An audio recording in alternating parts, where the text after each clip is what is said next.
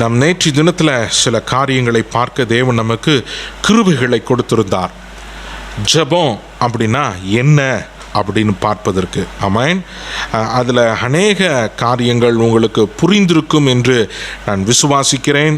அதில் சில காரியங்கள் மாத்திரம்தான் நான் மேலாக ரொம்ப ஆழமாக போகாமல் ரொம்ப மேலாக நான் உங்களுக்கு அதை போதிப்பதற்கு தேவ ஆவியானவர் நமக்கு கிருபை கொடுத்திருக்கிறார். அல்லேலூயா. அதில் நம்ம பார்த்தோம் பொழுது அந்த ப்ரேயர்னா என்ன, ஜெபம்னா என்ன, அந்த ஜெபம் எப்படிப்பட்டது, அது நம்மளுடைய ஆத்மாவோட எப்படி கனெக்ட் ஆகுது, அது பரிசுத்த ஆவியானவர் என்ன பண்ணுறாரு அப்படின்னு சொல்லி இதெல்லாம் பார்க்க தேவன் நமக்கு கிருபை கொடுத்தார். அதில் பார்த்துட்டு யோபு எழுதினதான அந்த புத்தகத்தில் நம்ம மிக முக்கியமான ஒரு வார்த்தைகளை நம்ம பார்த்தோம். அதில் என்ன பார்த்தோம் அப்படின்னா, யோபு 21:15 சர்வ வல்லவரை நாம் சேவிக்க அவர் யார்? அதாவது அந்த வசனம் பாருங்க, முழுசா படிச்சிடலாம். அவரை நோக்கி ஜெபம் பண்ணுவதனால நமக்கு என்ன பிரயோஜனம் என்கிறார்கள். இது யார் சொல்றாங்க அப்படின்னு பார்த்தீங்கன்னா, கர்த்தரை அறியாதவர்கள் சொல்றாங்க. ஆனால் சொல்றவங்க எப்படி சொல்றாங்க, எப்படி ஆண்டவரை வர்ணிக்கிறாங்கன்னா, அவர் சர்வ வல்லவர்னு. புரிஞ்சுதுங்களா நான் என்ன சொல்றேன்னு? அவங்க அதாவது ஆண்டவரை ஏற்றுக்கொள்ளாதவங்க அவங்க எப்படி சொல்லணும், அவர் ஒன்றுமே இல்லைன்னு சொல்லணும். ஆனால் வேத புத்தகத்தின் அடிப்படையில் அவங்க இல்லாதவங்கன்னு சொல்கிற விட எப்படி சொல்கிறாங்கன்னாமா சர்வ வல்லவர்னு. அவரை சேவிக்கிறதுனால நமக்கு என்ன பிரயோஜனம் அப்படின்னு சொல்லி நேற்று சில காரியங்களை பார்த்தோம். நிறைய பேர் சில நேரங்களில் அப்படிப்பட்டதான வார்த்தைகளை நம்ம கொட்டி விடுகிறோம் இல்லையா? அதெல்லாம் நம்ம பார்க்க தேவன் நமக்கு கிருபை செய்தார். இன்னொரு வசனத்தை இந்த மாலை வேளையில் தியானிப்பதற்கு தேவன் நமக்கு கிருபை பாராட்டுவாராக. சங்கீதம் 10வது அதிகாரம் 4வது வசனத்தை கொஞ்சம் வாசிக்கலாங்களா?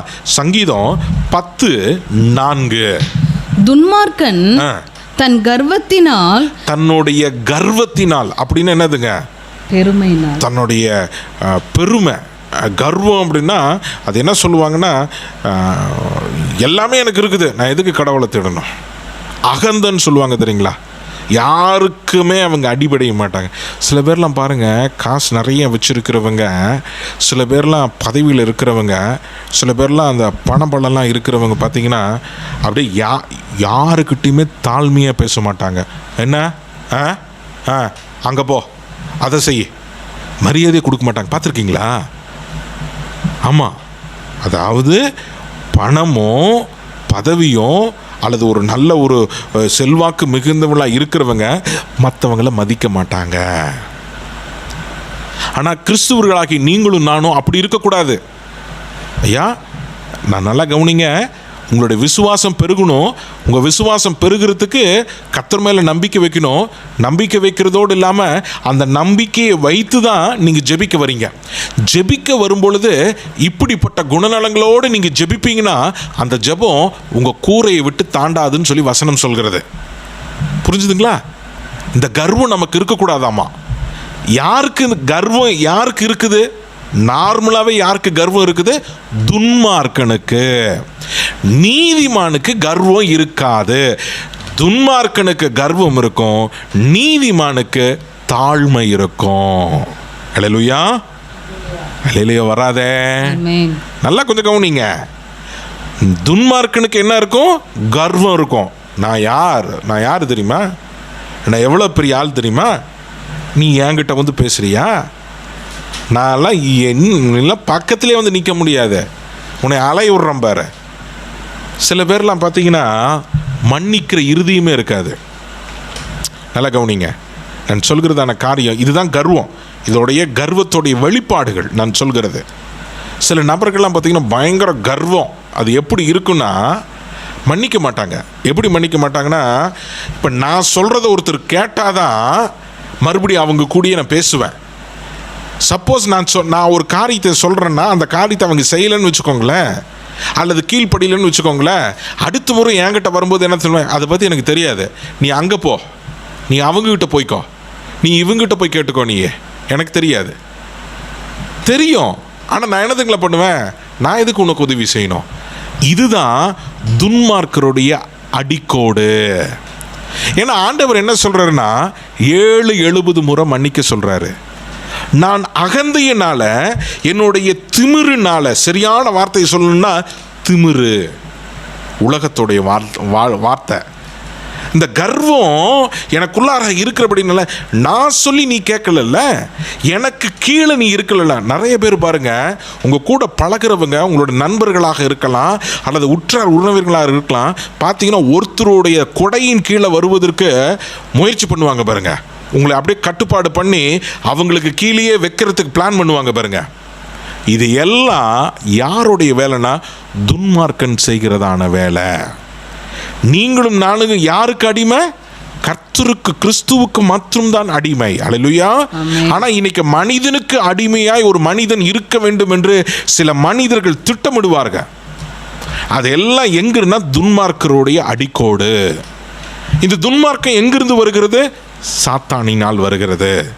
சாத்தானுடைய கிரியில் எனக்குள்ளாராக இருக்கும் பொழுது, பிசாசுடைய ஆளுமை எனக்குள்ளாராக இருக்கும்போது, பிசாசுன்றது நான் சொல்கிறேன் நல்லா கவனிச்சுக்கோங்க. நீங்கள் நினச்சிக்க வேண்டாம், 2 பல்லு நல்லா நீட்டிக்கிட்டு 2 கொம்பு வச்சுக்கிட்டு வால் பெருசாக ஒன்று வச்சுக்கிட்டு கட்டம் கரேர்னு எனக்குள்ளார வந்து உக்காந்துட்டு இருக்கிறான் அப்படின்னு நீங்கள் நினச்சிக்க வேண்டாம். அதுதான் பிசாசுன்னு இல்லை. மாமிசத்தின் இச்சை, மாமிசத்தின் கிரிகள், உலகத்தின் கிரிகள் எல்லாமே வேதத்துடைய கண்ணோட்டத்தில் மறைமுகமாக நம் சொல்லப்படுகிறதான வார்த்தை பிசாசு, பிசாசின் தந்திரங்கள், பிசாசின் கன்னிகை, பிசாசுடைய வலைகள் என்று சொல்கிறோம். புரிஞ்சுதுங்களா? தெளிவாக நான் உங்களுக்கு சொல்கிறேன். அப்போ என்னுடைய மாமிசத்திற்கு நான் இடம் கொடுக்கும் பொழுது, ஏன்னா ஆண்டவர் சொல்கிறாரு, உன்னுடைய சுயம் சாம்பலாய் மாறணும், சிலுவை எடுத்து கொண்டு வா. சிலுவை எடுத்து கொண்டு வரணும்னா இன்றைக்கி நிறைய பேர் என்ன பண்ணுறாங்கன்னா, கடையில் போய் சிலுவை வாங்கி கழுத்தில் மாட்டிக்கிட்டு வராங்க. அதில் சிலுவை எடுத்து கொண்டு போகிறது. தாழ்மைப்படணும். என்னை சிலுவையில் அறையும் போது கூட, இந்த கொல்கதா மேட்டிலே நான் தள்ளாடி தவழ்ந்து நடந்து போகும் பொழுது கூட, நான் மற்றவர்களை சிந்தித்து மற்றவர்களுக்காக நான் அழைக்கப்பட்டிருக்கிறேன் என்பதை நான் உணர்ந்தவனாய் நடந்து கொண்டேன், தாழ்மையாய் நடந்து கொண்டேன்.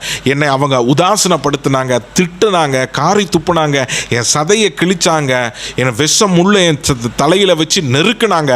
அப்படி இருந்தும் பிதாவே இவர்களை மன்னியுன்னு ஜெபிக்கிறதான அந்த தாழ்மை உள்ள இருதயம் எனக்கு இருந்தபடியினால நீதிமானுக்கு அப்படிப்பட்டதான கிருபை இருக்கிறது. துன்மார்க்கனுக்கு அப்படி இல்லை. அவன் கர்வத்தில் அவன் என்ன பண்ணுவான்னா, தேவனையே தேட மாட்டான். யார் யாரெல்லாம் சரியா ஜெபம் பண்றது இல்லையோ அவங்க இந்த லிஸ்ட்ல வந்துடுறாங்க. ஹலோ, நான் பாஸ்டர் அடிக்கடி இப்படி ஒரு குண்டை போட்டுடுறீங்க. நீங்க வசனம் சொல்லுது இல்லைங்களா, துன்மார்க்கன் தன் கர்வத்தினாலே தேவனை தேட மாட்டான். அப்ப யார் யாரெல்லாம் கர்த்தருடைய சமூகத்துல குறைஞ்சது அரை மணி நேரமாவது தேவனுடைய சமூகத்தில் காத்திருக்கலையோ அவங்கெல்லாம் இந்த கேட்டகரியில் வந்துடுறாங்க. பாஸ்டர் நீங்களே நியாயம் தீர்த்துட்டீங்க, வேறு வழி இல்லையே, ஜெபிக்க வைக்கிறதுக்கு நான் என்ன பண்ணுறது? ஜபம்னா கசக்குது, எட்டிக்காயை போல் கசக்குது ஜபம்னா. காலை அப்போ தான் முட்டி போட்டால் முட்டி வலிக்குது, அப்படியே நெளிகிறோம். சரி, சில பேர்த்தினால உடல் வாகு முட்டி போட முடியாது, சரி நின்றுக்கலாம், சில பேர் உக்காந்துக்கலாம். ஆனால் ஜப சிந்தனைலாம் எங்கேயோ போகுதே, கர்த்தரை தேடுற மாதிரி இல்லையே, பேருக்கு தேடுற மாதிரி இருக்குதே. சில காரியங்களை தேவ பிள்ளைகள் மறுபடி பிறந்தவர்கள் ஆழமாய் புரிந்து கொள்ளணும். ஐயா, நீங்களும் நானும் வாழ்கிற வாழ்க்கை ஒரு முறை தான். இன்றைக்கு நான் சில நண்பர்கள் இடத்துல பேசுவதற்கு எனக்கு ஒரு வாய்ப்பு கிடைச்சது. அப்போ பேசும்போது ஒருத்தர் ஒரு காரியத்தை சொல்கிறாரு. இந்த கொரோனா வந்ததும் வந்துச்சுங்களா, நல்லவனையும் சரி கெட்டவனையும் சரி நிறைய பேத்த கொன்னுருச்சு அப்படின்னு சொன்னார். இன்னொருத்தர் சொல்கிறார், இல்லைங்க, கெட்டவனாக நல்லாவே இருக்கிறான், நல்லவனை மாத்திரம் கொரோனா எடுத்துகிட்டு போயிடுச்சு. ஒரு உலகத்தான் பேசுகிறதான பேச்சு பாருங்க.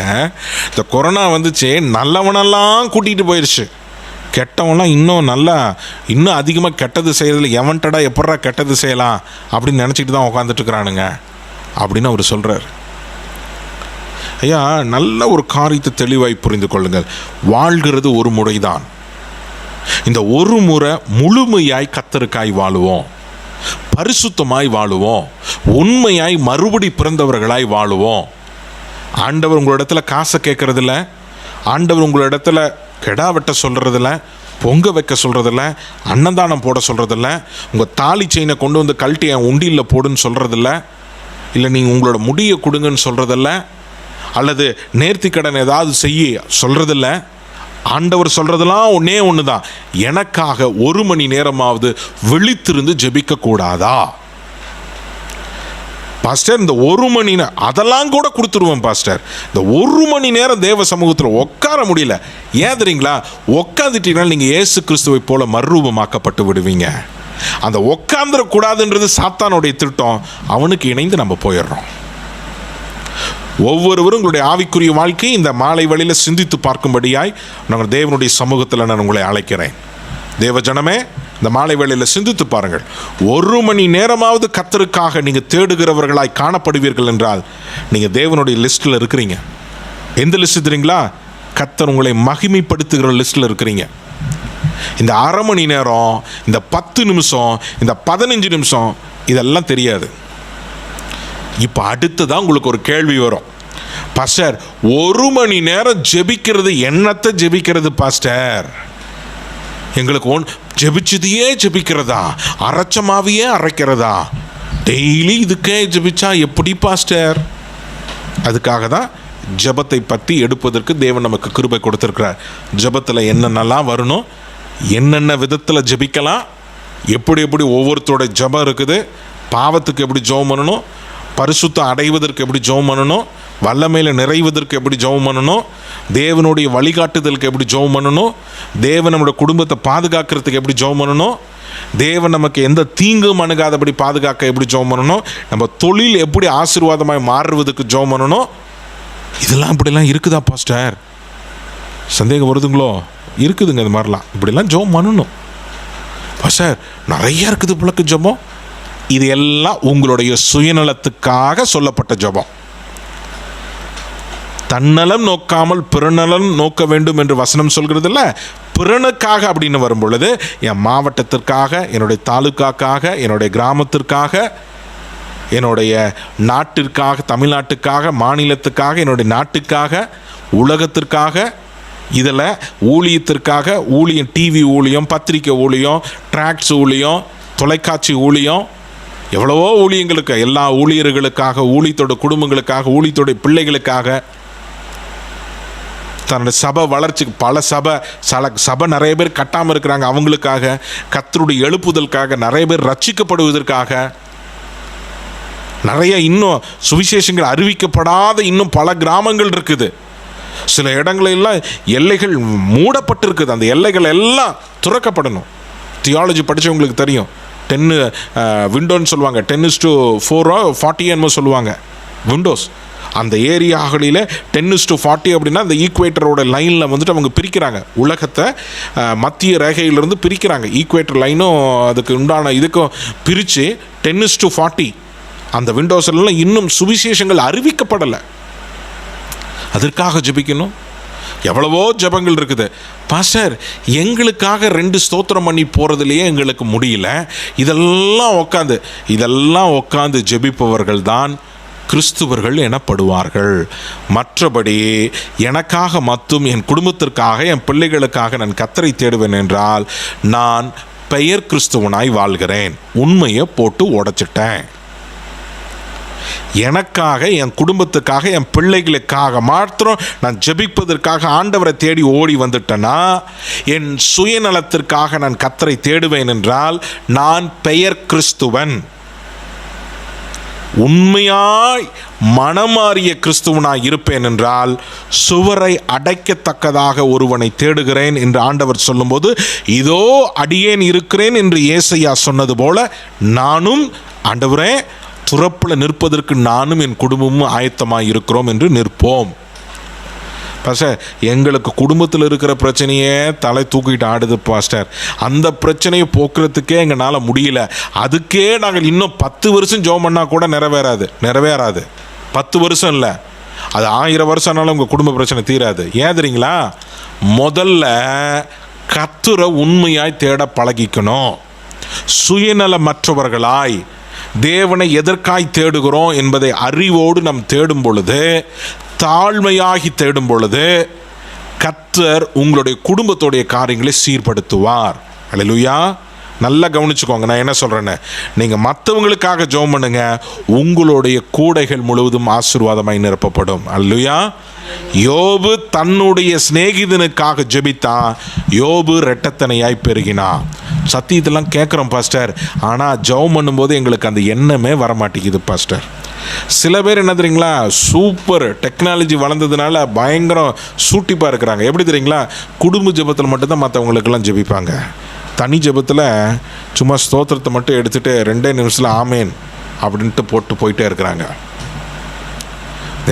இதெல்லாம் எங்கே தெரியுங்களா வருகுது, துன்மார்க்கன் தன் கர்வத்தில் தேவனை தேட மாட்டான். ஐயா, நீங்கள் கர்த்தருடைய இரத்தத்தினால் கழுவப்பட்டு மறுபடி பிறந்த நீதிமானாக இருப்பீர்கள் என்றால் கட்டாயமாக 1 மணி நேரமாவது உங்களுடைய தேவனுடைய சமூகத்தில் ஒரு நாளைக்கு இருப்பீர்கள். ஒரு நாள் முழுவதும் அல்ல, ஒரு வேளைக்கு. தாவீது, சங்கீதக்காரர் தாவீதோ இல்லை தானியேலோ இவர்கள் போல் அந்தி மந்தி சந்தியான வேளையில் நம்ம ஜெபிப்பவர்களாக இருந்தாங்கன்னா பார்த்துக்கோங்க, ஒரு சராசரியான கிறிஸ்துவர்கள் குறைஞ்சது 1 மணி நேரமாவது ஜெபிக்கும். குறைஞ்சது காலையில் 1 மணி நேரம் ஜெபம் பண்ணிங்கன்னா சாயந்தரம் 1 மணி நேரம் ஜெபம் பண்ணணும். ஏங்கப்பா சார் வேலை வெட்டியில் எங்களுக்கு இல்லைன்னு நினைக்கிறீங்களா? இதுலேயே உட்காந்துட்டு இருக்கிறதா நாங்கள்? இது இருந்தால் தான் வேலை வெட்டியே உங்களுக்கு வரும். இது இல்லைன்னா உங்களுக்கு வேலை வெட்டியே இல்லை. ஆனால் தோன்றும் அழகாக நம்ம பாடினோம் இல்லையா ஒரு பாட்டம், ஐயம் இருந்தது ஒரு காலத்தில்னு சொல்லிட்டு அந்த பாடல்கள் பாடினல, காக்கும் வல்ல மேய்ப்பல் உண்டெனக்கு அப்படின்னு சொல்லிட்டு ஒரு நல்ல பாட்டு ஆண்டவர் பாடுவதற்கு கிருபை கொடுத்தாரு இல்லைங்களா? அந்த பாட்டில் நீங்களும் நானும் எல்லாருமே பாடினோம். என்ன பாடினோங்க, நல்லா கவனித்து பாருங்கள். வரிகளில் உங்களுக்கு தெரியும் நினைக்கிறேன் இல்லைங்களா? அதாவது என்ன சொன்னோன்னா, முழுவதுமாக கர்த்தரை நம்ம நம்பி வந்திருக்கிறபடினால தொல்லை கஷ்டங்கள் நம்மை சூழ்ந்து வந்துடும். துன்பம் துக்கம் நம்ம நெருக்கி வழி முழுவதுமாக நிறுத்திடும். எல்லாம் நம்மளை நெருக்கி இருக்கிற வேளையில் அவருடைய சத்தம் மாத்திரம் நமக்கு கேட்குமாமா. அந்த சத்தம் எப்போ கேட்கும் தெரியுங்களா?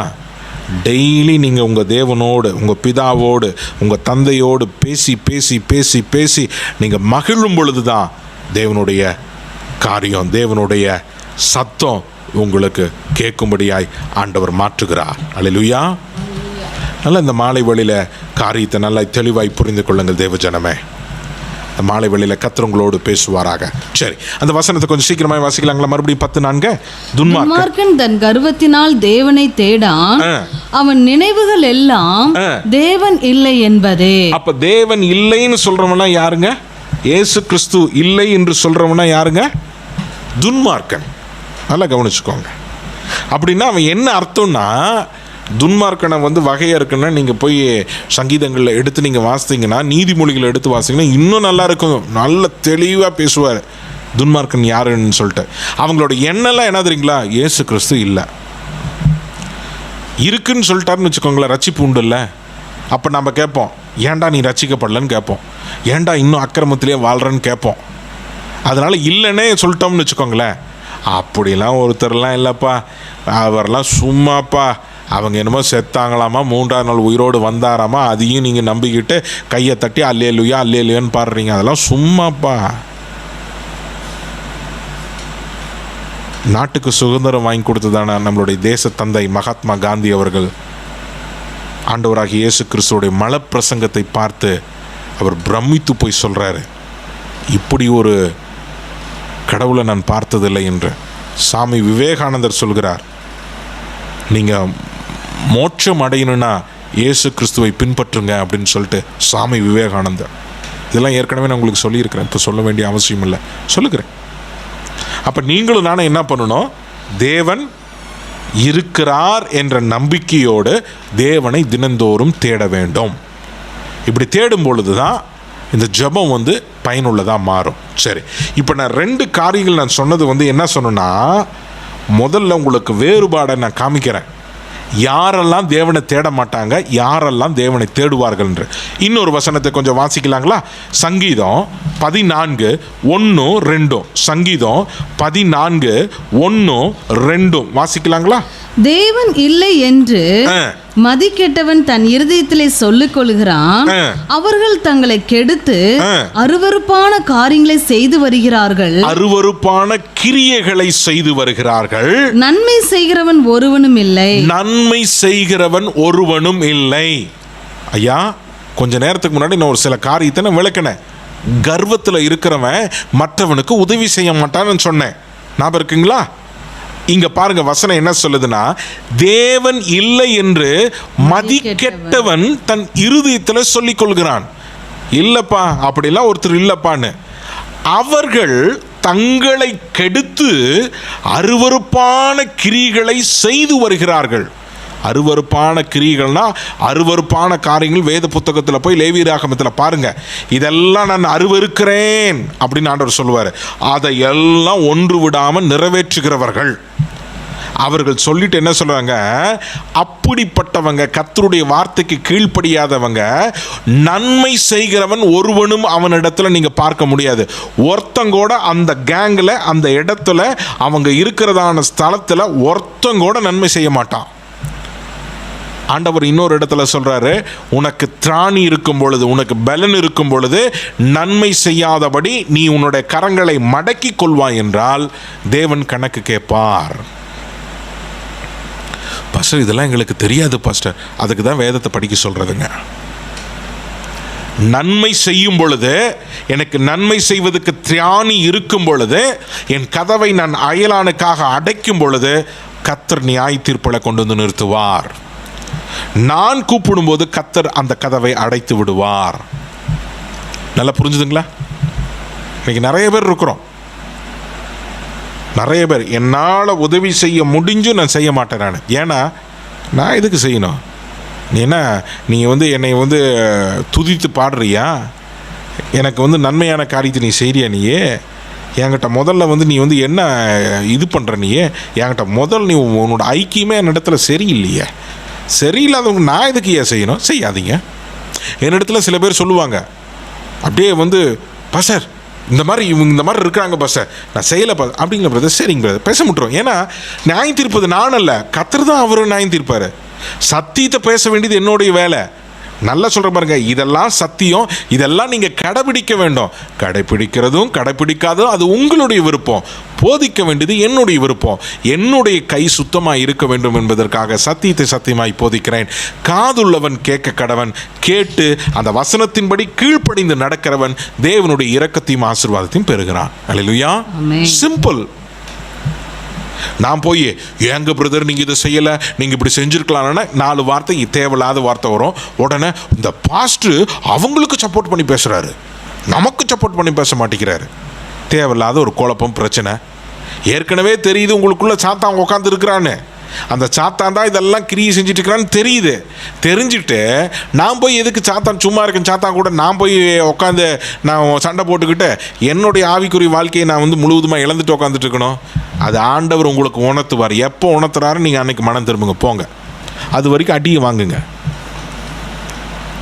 நல்லா கவனிங்க, தேவனுடைய சத்தம் நல்ல தெளிவாய் துணிக்கிறது. காதுள்ளவர்கள் கேட்க கடவர்கள். இந்த மாலை வேளையில் தேவஜனமே, நீங்கள் யாராக இருந்தாலும் சரி, ஆண்டவர் சொல்கிறார், தேவனை தேடுகிறவன் நன்மை செய்கிறவனாய் காணப்படுவான். ஒரு வசனம் உண்டு நற்செய்தி புத்தகங்களில், தேவன் நன்மை செய்கிறவராய் சுற்றி திரிந்தார் என்று. எப்படிங்க ஆண்டவர் இருந்தாருங்க?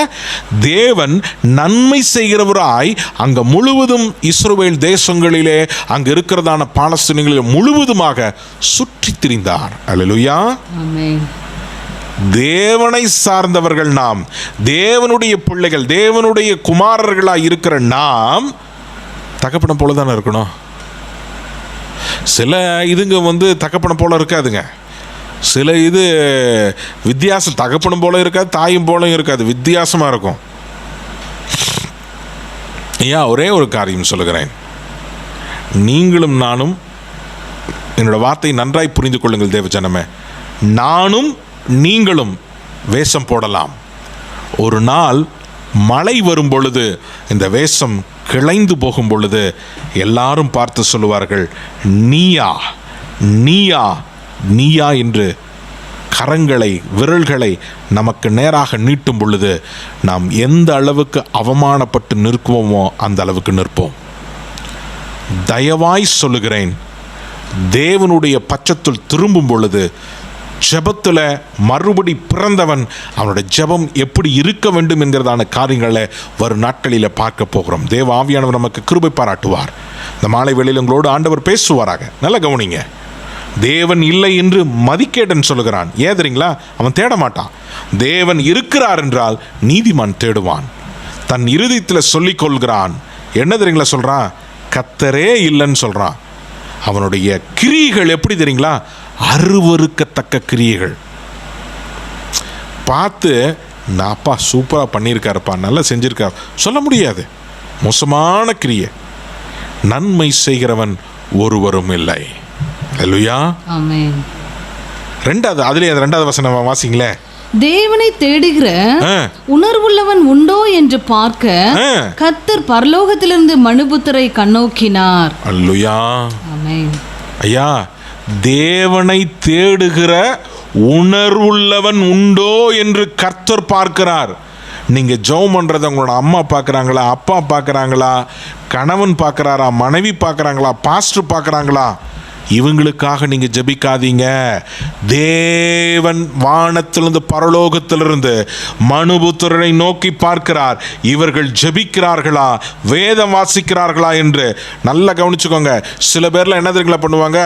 ஜெபிக்கிறேன்னு சொல்லிட்டு ரூமுக்குள்ளார போய் கதவை சாத்திக்குவாங்க, செல் எடுத்து வச்சுக்குவாங்க. உண்மையாலுமே ஜெபிக்க போகிறவங்க தான் போயிருப்பாங்க. ஜெபிச்சுட்டு இருக்கும்போது டக்குன்னு இவங்களுக்கு என்ன தெரியுங்களா யோசனை வரும்? ஒரு பாடல் அந்த பாடலை நம்ம செல்ஃபோனில் எடுத்து பாடலான்னு சொல்லிட்டு எடுப்பாங்க. அது எடுக்கும்போது டொயின்னு ஒரு அட்வர்டைஸ்மெண்ட் வரும். அந்த அட்வர்டைஸ்மெண்ட்டை கிளிக் பண்ணுவாங்க, ஜெபம் போயிடும். உட்காந்து 20 நிமிஷம் அரை மணி நேரம் அந்த வீடியோவை பார்த்துட்டு ஜெபத்தை முடிச்ச மாதிரி, ஆண்டவரை இந்த நாளுக்கான கிருபையை கொடுங்க ஆண்டவரை, ஆமென்ட்டு எந்திரிச்சு போயிடுவாங்க.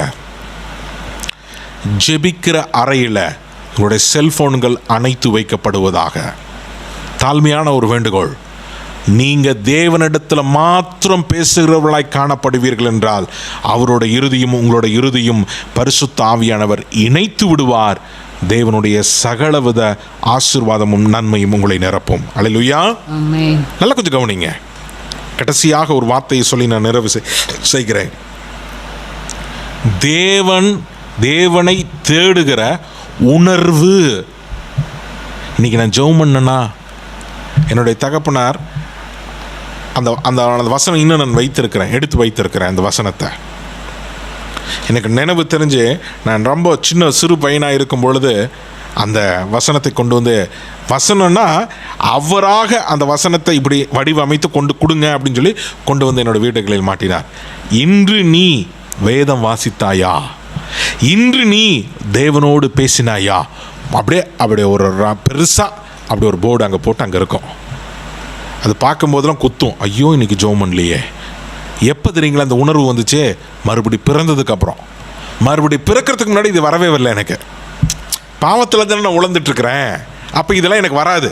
ஜெபிக்க அந்த வார்த்தை கேட்டோன்னா ஐயோ நான் தான், எனக்கு தான் ஆண்டவர் பேசுகிறாரு, ஐயோ இது எனக்காகவே பேசுகிற மாதிரி இருக்குதே. இந்த உணர்வு எப்போ தெரியுங்களா வரும்? மறுபடி பிறந்தவங்களுக்கு தான் வரும். மறுபடி பிறக்காதவங்களுக்கு என்ன தெரியுங்களா வரும்? அவர் பேசிட்டு போகிறாருங்க, 10 நிமிஷம் அரை மணி நேரம் பேசுவார், கற்றுன்னு கற்றுவார், இந்த காதில் வாங்குவோம், இந்த காதில் விட்டுட்டு போயிட்டே இருப்போம். இருக்கிறாங்க. இது எப்போ தெரியுங்களா விளங்கும்? காலமானது விளங்கச் செய்யும். எப்படி? கனிகளினால. ஐயா, நான் 300 நாட்களிலே தூரத்தில் ஆகாதவனாய், துன்மார்க்கனாய், ஆகாமிய கூடாரங்களிலே விரோதமாக காணப்பட்டவனாக இருந்தேன். ஆண்டவர் அது எல்லாத்தையும் என்னை மாற்றினார். எப்போ? நான் கர்த்தரை ஏற்றுக்கொண்ட பொழுது, கர்த்தர் மேலே நம்பிக்கை வைத்த பொழுது என்னை மறுபடி பரிசுத்தமானவனாய் மாற்றியிருக்கிறார், மகிமைப்படுத்துவதற்காய். என்னுடைய பழைய வாழ்க்கை ஒன்றும் என்னிடத்தில் காணப்படாது. புதிய வாழ்க்கையாக, புதிய சிருஷ்டியாய் எனக்கு ஆண்டவர் தன்னுடைய வசனம் என்கிறதான ஞானப்பாலை கொடுத்து அதை நான் குடித்து திடமுள்ள ஆகாரவனாய், சாப்பிடுகிறவனாய், என்னை புருஷர் உள்ளவனாய் மாற்றி கொண்டிருக்கிறார். அல்லேலூயா. இது எனக்கு புரியணும். நான் ஜெபிக்கிறேன்னா ஜெபிக்கலைன்னா ஆண்டவர் பார்க்குறார். உங்கள் வீட்டில் யார் பார்க்குறாங்களே, அதனால தான் பாருங்கள், தானியேலை யார் பார்த்தாங்களோ இல்லையோ, தானியேல் சொல்கிறாரு, எனக்கு மரக்கறியை மட்டும் கொடுங்க, காய்கறிகள் உணவு மட்டும் கொடுங்க, மாமிச உணவுகளை எனக்கு வேண்டாம், அது எனக்கு தீட்டுப்படுத்தி விடும். ஏன்? நீ விரி குழம்புள்ளதை வச்சாலும் வைப்ப, நீ விரி குழம்பு இல்லாததை வச்சாலும் வைப்ப, ஊறுறதை வைப்ப, நீ பறக்கிறத எதா வேணால் நீ சமைச்சு கொண்டு வந்து வைப்ப. நீயே அதை எடுத்து சாப்பிட்டேன்னா ருசியாக இருக்கும். ஆனால் அது கர்த்தர் எங்களுக்கென்று சாப்பிடக்கூடாதுன்னு பழைய ஏற்பாட்டின் காலத்தில் ஒதுக்கி வைக்கப்பட்டதான காரியத்தை நாங்கள் தொடமாட்டோம் அப்படின்னு தானியேல் முடிவெடுக்கிறார். யார் பார்த்தா என்ன, பார்க்கலாம் என்ன, சும்மா அப்படியே நல்ல நல்ல மொறு இருக்கு பாரு, சும்மா அப்படி எடுத்து அப்படி சாப்பிட்டு போயிடலாமே. இல்லை, யார், அதனால தான் அடிக்கடி சொல்லுவேன், யாரும் பார்க்காத இடத்துல கர்த்தர் என்னை பார்க்கிறார். நம்ம நினச்சிக்கிறோம் இந்த 4 செவத்து இடத்துல யாரும் பார்க்கலன்னு நினைக்கிறோம். இல்லை நம்ம ஒரு 4 பேர்த்து இடத்துல நின்று நம்ம பேசுகிறோம் தெரியுமா, இல்லை நம்ம சில சிந்தனைகளை, நம்முடைய சிந்தனைகளில், நம்ம மூளைகளில் சில காரியங்களை நினைக்கிறோம் தெரியுங்களா, அந்த நினைவுகளை யாரும் மனுஷர்கள் அறிய மாட்டாங்கன்னு நினைக்கிறோம். உண்மை, மனுஷர்கள் அறிய மாட்டாங்க. ஆனால் என் தேவன் உன்னுடைய நினைவுகளையும் அறிகிற கர்த்தராய் இருக்கிறார். அல்லேலூயா. உன் நினைவுகளிலே நீ என்ன நினைச்சுக்கிட்டு நீ அந்த இடத்துக்கு போற, நீ என்ன நினைச்சுக்கிட்டு நீ அந்த இடத்துல போய் நின்று பேசுற, நீ என்ன காரியத்தை பார்க்கும்படியா இந்த இடத்துல போய் நிற்கிற, நீ எந்த காரியத்திற்காக உன்னோட செல்போனை எடுத்து இந்த நம்பரை நீ டயல் பண்ற, எல்லாவற்றையும் மனிதனுக்கு தெரியாதுங்க. மனிதனுக்கு தெரியாது. சில நேரத்தில் நினைக்கிறோம், நான் பேசுறது யாருக்கு போக போகுது, நான் பேசுறது யாருக்கு, அதாவது தவளை தன் வாயால் கெடுன்னு சொல்லுவாங்க தெரியுங்களா, அப்படி நிறைய நபர்கள் தன் வாயாலேயே வந்து தன்னுடைய குற்றத்தை ஒத்துக்குவாங்க.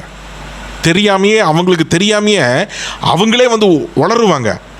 அப்போ நான் நினைப்பேன், என்னோட சம்மந்தமே இல்லாமல் இந்த நபரை பற்றி இவங்க பேசுகிறாங்களே, இவங்களுக்கு சம்மந்தமே இல்லையே, ஏன் இந்த வார்த்தை வருது, ஏன் இவ்வளோ முந்திரி கொட்டை மாதிரி வந்து இவங்கள பற்றி பேசுகிறாங்க, சம்திங் நடக்குது. ஆண்டவர்கிட்ட ஒப்பு கொடுப்பேன், ஆண்டவரே இது என்னன்னு எனக்கு தெரியல, கொஞ்சம் தெளிவுபடுத்துங்கன்னா 2 நாள்லேயே ஆண்டவர் கையுங்காலமாக எனக்கு வெளிப்படுத்திடுவார். அப்போ தான் நினைப்பேன், ஓ எதற்காக இவ்வளோ தூரம் வந்து பரிசுத்தராய் தன்னை காட்டி கொண்டாருன்னா இதுக்காகத்தானா அப்படின்னு. அப்போ தான் நினைப்பேன் நான், ஆண்டவரே இன்னும் மனம் திரும்பாமல் இருக்கிறாங்களே, இவங்களெல்லாம் நான் என்ன ஆண்டவரே பண்ணட்டும், உங்கள் இடத்துல ஒப்பு கொடுக்குறேன் ஆண்டவரே, அவ்வளோதான். வேறு என்ன பண்ண முடியும்? தேவன் பார்க்குறான்ற பயம் இல்லை தெரியுங்களா, தேவன் பார்க்குறான்ற பயம் இல்லை தெரியுங்களா. எவ்வளோ ஒரு ஏமாத்த தந்திர வேலைகள் ஐயா, இதெல்லாம் எங்கே தெரியுங்களா இருக்கிறது, அடி கோடு துன்மார்க்கனுடைய கேட்டகரியில் வருகிறது. நீங்களும் நானும் நீதிமான், மறந்துவிட வேண்டாம். நீதிமான் கர்த்தர் உடைய கண்கள் அவன் மேல் நோக்கமாய் இருக்கிறது. நீதிமான் மேல் கர்த்தருடைய கண்கள் நோக்கமாய் இருக்குது, மறந்துடாதீங்க. எப்பொழுதும் கர்த்தர் உங்களையும் என்னையும் கவனிக்கிறார் என்றதான இருதயத்தோடு உங்களுடைய ஆவிக்குரிய வாழ்க்கையில், உங்களுடைய உலக வாழ்க்கையில் காலடி எடுத்து வைக்கும் பொழுது தேவன் ஆசீர்வாதமாய் மாற்றுவார். சில நேரங்களில் உங்களை குடும்பங்களில் பயங்கரமான ஒரு நெருக்கடி வரும் தெரியுங்களா. ஏன் தெரியுங்களா அந்த நெருக்கடி வருகிறது சொல்லி நினச்சி பாருங்கள். கர்த்தருடைய பாதையை விட்டு எங்கேயோ நீங்கள் வழி மாறுறீங்க. ஆண்டவர் உங்களை அதனால தான் உங்களுக்கு அடிக்கிறாரு. என்னுடைய ஆசீர்வாதம் என் லைனுக்குள்ளே வந்தால் தான் உனக்கு ஆசீர்வாதம். புரியலையே நான் சொல்கிறது? ஒரு பைப் லைன் நீங்கள் போட்டிருந்தீங்கன்னா அந்த பைப்பில் நீங்கள் திறந்தீங்கன்னா தான் உங்களுக்கு தண்ணி வரும், நல்ல தண்ணி. இந்த பைப்பை கொண்டு போய் உப்பு தண்ணியில் கனெக்ஷன் பண்ணிவிட்டு நல்ல தண்ணி வரும் திறந்தீங்கன்னா நல்ல தண்ணி வராது, உப்பு தண்ணி தான் வரும். ஆண்டவர் என்ன பண்ணுவார்னா அடைச்சிருவார். நீங்கள் கர்த்தருடைய பாதை ட்ராக் விட்டு நீங்கள் மாற நினைக்கும் பொழுது கர்த்தர் அங்கே அடைச்சி வச்சிருவார் வாழ்வை. போதும், இவங்களுக்கு ஆசீர்வாதத்தை கொடுக்காத நீ. அதாவது சிம்பிள். அப்போ வந்து நம்ம தேடனாதான் ஆசீர்வாதமா? உண்மை அதுதான். இஸ்ரவேல் ஜனங்கள் கர்த்தரை தேடுற வரைக்கும் ஆசீர்வாதம் இருந்தது. தேடாததுனால பிலிஸ்தீன் கையில் ஒப்பு கொடுத்தார், பாபிலோன் கையில் ஒப்பு கொடுத்தார். இன்னைக்கு யார் கையில் உங்களை ஒப்பு கொடுக்க வேண்டும்? சங்கீதக்காரர் தாவீது அழகா சொன்னார், ஆண்டவரே உலக மனுஷருடைய கையில் நான் அகப்பட்டு கொள்வதை காட்டிலும் என் கர்த்தர் கையிலே நான் அகப்பட்டு கொள்வது மிகவும் நல்லது. ஏன்னா தேவன் இரக்கத்தின் தேவன். அல்லேலூயா. இந்த மாலை வேளையில் தேவன் உங்களோடு பேசியிருப்பார் என்று நான் விசுவாசிக்கிறேன். கண்களை மூடி ஆண்டவர் நம்மை உணர்வுள்ள இருதயத்தோடு நம்ம தேடுகிறோமா என்று பார்க்கிறார். முதல்ல எனக்கு உணர்வு வேணும். கர்த்தர் என்னை பார்க்கிறார் என்ற உணர்வு, கர்த்தரை நான் தேட வேண்டும் என்ற உணர்வு, கர்த்தரை முழு இருதயத்தோடு நான் தேட வேண்டும் என்கிற உணர்வு, இது இருக்குமே என்றால் தேவன் உங்களுடைய ஜெபங்களை 100க்கு 100 பதில் கொடுத்து உங்களை மென்மேலும் ஆசீர்வாதத்தின் பாதையில் வழிநடத்த அவர் வல்லமையுள்ளவர். கண்களை மூடி. அன்பின் பரலோக பிதாவே, இந்த ஆசீர்வதிக்கப்பட்டதான இந்த இரவுவேளைக்காக நன்றி செலுத்துகிறேன். இந்த இரவுவேளையில் உங்களுடைய கிருபை, உங்களுடைய வார்த்தைகள், உங்களுடைய வழிநடத்துதல்கள் எங்களுக்கு காணப்பட்டதற்காக நன்றி. பிதாவாகி தேவனே, உங்களுடைய பரிசுத்த நாமம் உயர்த்தப்படுவதாக நாங்கள் தாழ்த்துகிறோம், அர்ப்பணிக்கிறோம். உங்கள் நாமம் உயர்த்தப்படட்டும். இன்னைக்கு கேட்ட தேவ செய்தி எங்களுக்கு ஆசீர்வாதமாய் மாறட்டும் ஆண்டவரே. தடைகள் யாவற்றும் உடைப்பதற்காக நன்றி. புதிய வழிவாசலை திறந்து கொடுங்க. தேவ பிரசன்னத்தினால் எங்களை வழி நடத்தி உங்களுடைய கிருபையினாலும் பலத்தினாலும் நிரப்புங்க. கர்த்தர் அப்படியே செய்வதற்காக நன்றி. மீதியான நேரம் முழுவதும் உங்களுடைய நன்மையும் கிருபையும் தேவ பிரசன்னம் எங்களை தொடர்ந்து வழி நடத்தட்டும். ரட்சகரும் மீட்பருமாய் இருக்கிற இயேசுவுடைய மகிமையின் நாமத்தில் ஒப்பு கொடுத்து துதித்து ஜெபிக்கிறோம் ஜீவனுள்ள நல்ல பிதாவே. ஆமென், ஆமென். ஆத்துமாவே கர்த்தரை ஸ்தோத்திரி, என் முழுவதுமே பரிசுத்த நாமத்தை ஸ்தோத்திரி. என் ஆத்துமாவே கர்த்தரை ஸ்தோத்திரி, கர்த்தர் செய்த சகல உபகாரங்களையும் மறவாதே. ஆமென், ஆமென். நம்முடைய கர்த்தராகிய இயேசு கிறிஸ்துவோட கிருபையும் பிதாவாகிய தேவனுடைய அன்பும் பரிசுத்த ஆவியானவருடைய அன்யுனைக்கும் இன்றும் என்றும் சகல பரிசுத்தவான்களோடும் நம்மோடும் கர்த்தர் வருகை மட்டும் நீடித்து நிலைத்திருந்து நம்மை வழி நடத்துவதாக. ஆமென், ஆமென், ஆமென். அல்லேலூயா, ஹல்லேலூயா, ஹல்லேலூயா. கர்த்தர் உங்களை ஆசீர்வதிப்பாராக. சமாதானத்தோடு போய் வாருங்கள். ஒரு சின்ன அறிவிப்பு. என்னுடைய மொபைல் ஃபோன் இப்பொழுது இன்னும் ஒரு 15 அரை மணி நேரத்தில் என்னோடய மொபைல் ஃபோன் நான் சுவிட்ச் ஆன் பண்ணி விடுவேன். தயவாய் நீங்கள் யாரெல்லாம் ஜெபிக்கிறீர்களோ தயவாய் கூப்பிட்டு ஜெபித்து கொள்ளலாம். அதுக்கப்புறமேல சரியாக 9 மணிக்கு 9:10க்கெலாம் நான் என்னோடய மொபைல் ஃபோனை நான் சுவிட்ச் ஆஃப் பண்ணிடுவேன். தயவு செய்து 9 மணிக்கு மேல் என்னை நீங்கள் யாரும் தொடர்பு கொள்ள வேண்டாம். பணிவாய் நான் உங்களிடத்தில் நான் கேட்டுக்கொள்கிறேன். 9 மணிக்கு மேலே தயவாய் நீங்கள் கூப்பிட வேண்டாம். மிக மிக மிக மிக மிக மிக மிக மிக அர்ஜென்ட்டு நான் மாத்திரம் தகவல்களை தெரிவிக்கலாம். மிக மிக மிக மிக மிக அர்ஜென்ட். அந்த வார்த்தையை நீங்கள் புரிந்திருப்பீர்கள் என்று நினைக்கிறேன். ஆமாம், அதனால் பாசையை யார் கூடயோ பேசிகிட்டு இருக்காரு, எங்கள் நம்ம காலை மட்டும் எடுக்க மாட்டேங்கிறாரு, தயவுசெய்து அப்படி நினைக்க வேண்டாம். என்னுடைய செல்ஃபோனிலே செகண்ட் கால் வராது. என்னுடைய செல்ஃபோனிலே செகண்ட் கால் வெயிட்டிங் ஆப்ஷன் வராது. இது என்னுடைய சபை ஆரம்ப நாட்களிலிருந்தே இருக்குது என்பதை நீங்கள் மறந்து போயிட வேண்டாம். தெரிந்து கொள்ளுங்கள். தேவன் உங்களை ஆசீர்வதிப்பாராக.